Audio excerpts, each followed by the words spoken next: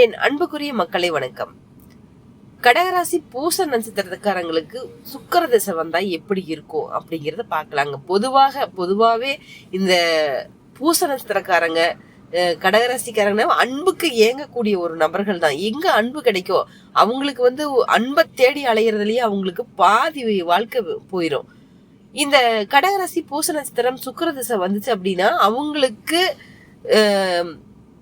மணி ஓசை வரும் முன்னே யானை வரும் பின்னே அப்படிங்கறது மாதிரி அவங்க வாழ்க்கையில சுக்கிர திசையில இதெல்லாம் நடக்க போகுதுடா அப்படின்னு முன்கூட்டியே இறைவன் தெரிவிச்சிருவாரு. ஏதாவது ஒரு தொழில் ஏதாவது செய்வோம், இந்த தொழில் செய்வோம், அந்த தொழில் செய்வோம் அப்படின்ட்டு. முக்கியமா வீட்டுல இருக்க மாட்டாங்க. இவங்க வீட்டுல உட்கார்ந்து அடங்கி இருக்க கூட மாட்டாங்க. ஏதோ அவங்க ரெக்க கட்டி பறக்கக்கூடிய ஒரு சூழ்நிலையில இந்த சுக்கிர திசை வந்துச்சுன்னா இந்த பூச நட்சத்திரக்காரங்க இருப்பாங்க. அது மட்டும் இல்லைங்க, இந்த சுக்கிர திசை கடகராசிக்காரங்களுக்கு வந்துருச்சு அப்படின்னா அதாவது ஒரு மரண கண்டத்திற்கு அப்பாற்பட்ட விஷயங்களை அவங்க சந்திச்சே தீரணும். இறைவன் முதல்ல நிறைய கொடுத்துருவாரு.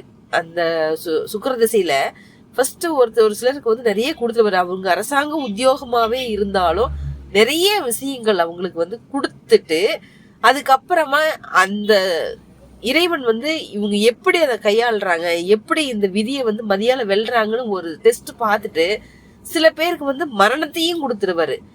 சில பேருக்கு கணவன் மனைவியாக இருந்தால் அதுல டிவோர்ஸ் அப்படிங்கிற வரைக்கும் போகும்.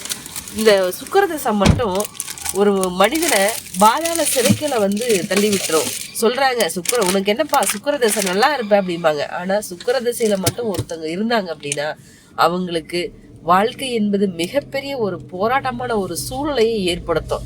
நம்ம அடுத்த பதிவுல இந்த கோச்சார கிரகங்கள் இப்போ சுக்கிர திசை நடக்கிறவங்களுக்கு என்ன சொல்லுது அப்படிங்கிறது அடுத்த பதிவுல பார்க்கலாங்க.